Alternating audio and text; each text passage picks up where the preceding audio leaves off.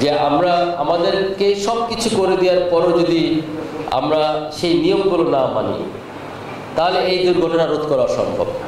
আপনি মানসম্মত হেলমেট কিনবেন, কিন্তু মানসম্মত হেলমেট যদি আমি বাসায় রেখে দিই না ইউজ করে, দেখা গেল যে আমি একটু বাসা থেকে বেরোলাম, বাসা থেকে বেরিয়ে আমি পাশে হয়তো ওই গলির মধ্যে কোনো দোকানে যাব বাইকটা নিয়ে, আমি হেলমেট পরলাম না, আমার মনে হয় এইখান থেকে ওইখানে আমি পরলাম না, তাহলে কিন্তু কোনো লাভ হবে না।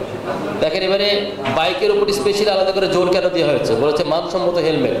এই কথাটা কেন বলা হচ্ছে? এই কথাটা এই জন্য বলা হচ্ছে যে সড়ক দুর্ঘটনার যে ডেটা, সেটা অ্যানালাইসিস করে দেখা গেছে যে এক বছরে সবচেয়ে বেশি সড়ক দুর্ঘটনায় মৃত্যু হয় বাইক রাইডারদের।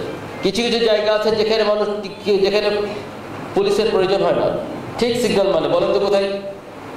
দেখি বলতে পারেন কিনা? ঢাকা শহরেই আছে ক্যান্টনমেন্ট।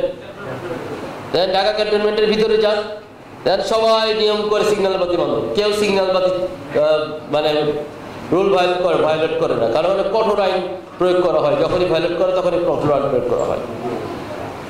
90-এর দশকে কিন্তু ঢাকা শহরে বিভিন্ন জেলা শহরে সিগন্যাল বাতি মেনটেন করা হতো। আমরা আস্তে আস্তে আস্তে এগুলো থেকে পিছিয়ে যাচ্ছি। এই কারণটা আমরা নিজেরাই, কারণ আমরা আমাদের যে বললাম, আমাদের নিজেদেরই আসলে ধৈর্য কম। আমরা সবসময় আমাদের মধ্যে একটা প্রবণতাই হচ্ছে, যখন ড্রাইভিং শেখানো হয় বা লার্নার লাইসেন্স দেওয়া হয়, সেই সময় কিন্তু এগুলো শেখানো হয় যে একটা গাড়ি থেকে একটা গাড়ির দূরত্ব থাকবে, মাঝখানে একটা গাড়ি রাখার মতো দূরত্ব থাকবে, এরকম দূরত্ব রেখে গাড়ি ব্রেক করতে হবে। আপনাদের মনে আছে কিনা? একটা গাড়ি থেকে আর একটা গাড়ির দূরত্ব থাকবে ডিস্টেন্স, মাঝখানে একটা গাড়ি রেখে ডিস্টেন্স থাকার মতো ডিস্টেন্স থাকতে হবে, সেইভাবে গাড়ি ব্রেক করতে হবে। এইগুলো যদি আমরা মেনটেন করতে পারি, তবেই নিরাপদ সড়ক আমরা করতে পারবো। যারা ড্রাইভার ভাই যারা আছে, যারা হেল্পার ভাই আছে, তাদেরকে আমি বলবো, যদি এখানে থেকে থাকেন আপনারা, যে আপনি অবশ্যই প্যাসেঞ্জার নেবেন,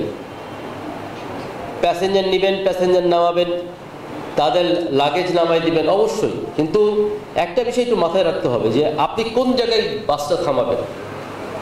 বাসটা আপনি থামাবেন আপনার জন্য সবসময় বামে একটা জায়গা, যেখানে যথেষ্ট পরিমাণ রাস্তার পাশে জায়গা আছে, সেই জায়গায় গাড়িটা বামে সাইড করে আপনি থামান। আমি নিজেও কিন্তু গাড়ি চালাই, আমার মনে হয় না আমি কোনোদিন রাস্তার মাঝখানে কোনো গাড়ি থামিয়ে ফেলেছি। সব সময় ইন্ডিকেটর দিয়ে বাম দিকে লুকিং, ডান দিকে লুকিং দেখে গাড়ি বাম দিকে হালকা সাইড করে আপনি আমার কোনো সমস্যা না, আপনার যদি সময় লাগুক। কিন্তু যদি এখন এই যে ক্যান্টনমেন্টের যে আমাদের যে কি বলে এটাকে চেকপোস্ট, এই চেকপোস্টের ওখান থেকে দেখা যায় একটু আপনার পূর্বর দিকে যেই আমি ঠিক রাস্তার মাঝখানে গাড়িটা দাঁড় করে ফেলছি।